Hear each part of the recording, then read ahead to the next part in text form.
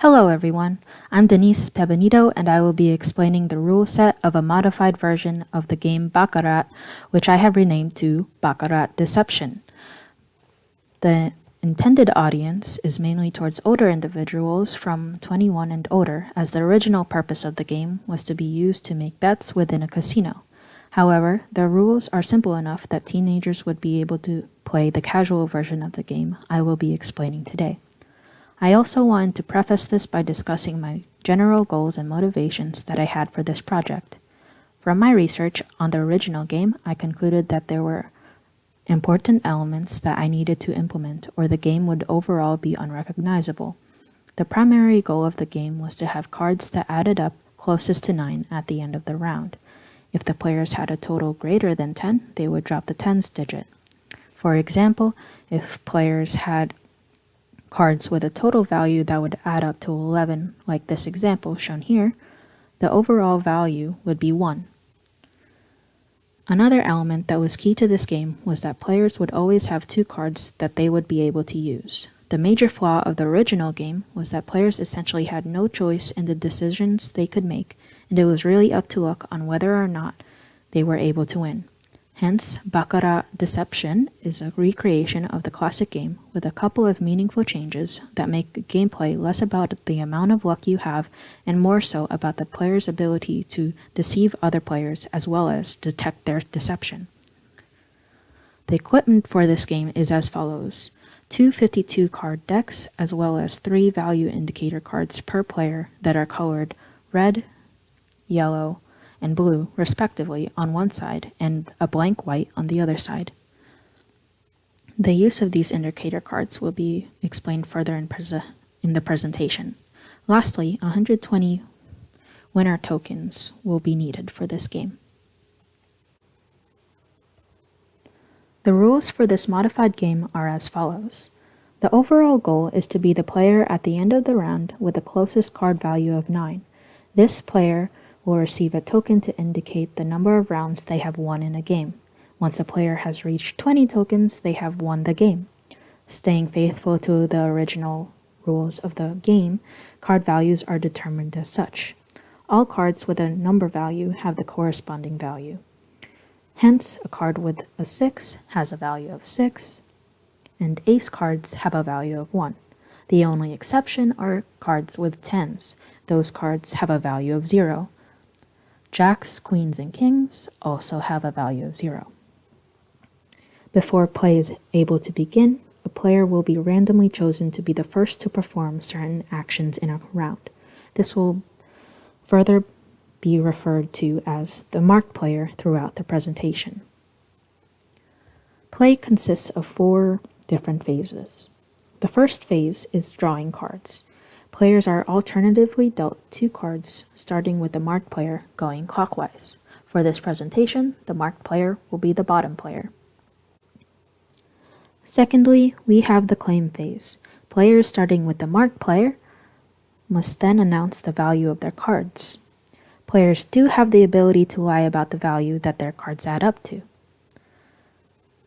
In this example, the player has chosen not to lie, as their values do add up to 6. In a clockwise pattern, players will announce this. Hence, the player to their left has announced 6, then 5, then 7, respectively. The next is the interrogation phase. There are 2 main gameplay steps that players will perform one after another. The first step is the broadcasting phase. Players are able to choose 2 opposing players that must show them a random card in their possession. In this example, the marked player has chosen the players to the left and to the right to show them a card. All players must do this before going on to the next phase.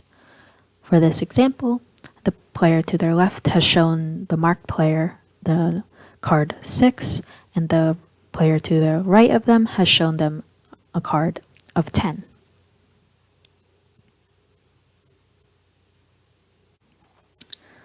As mentioned previously, all players will have the ability to see cards from 2 other players. To further illustrate this, the player to the left has chosen to view cards from the top player and the player to the right. Skipping forward to step 2 of inquiring, players are given the ability to ask other players about the card they have seen in the step prior. The asked player must give them a value indicator based on the value they have seen.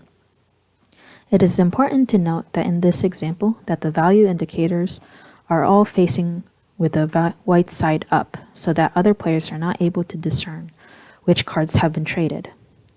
A blue card means that the value they have seen is between 0 and 3, yellow means that they have seen a value between 4 and 6, and a red card means that they have seen a value between 7 and 9. In this example, the marked player has chosen the player to the left and inquired about the player to their right in terms of what they have seen in the round prior.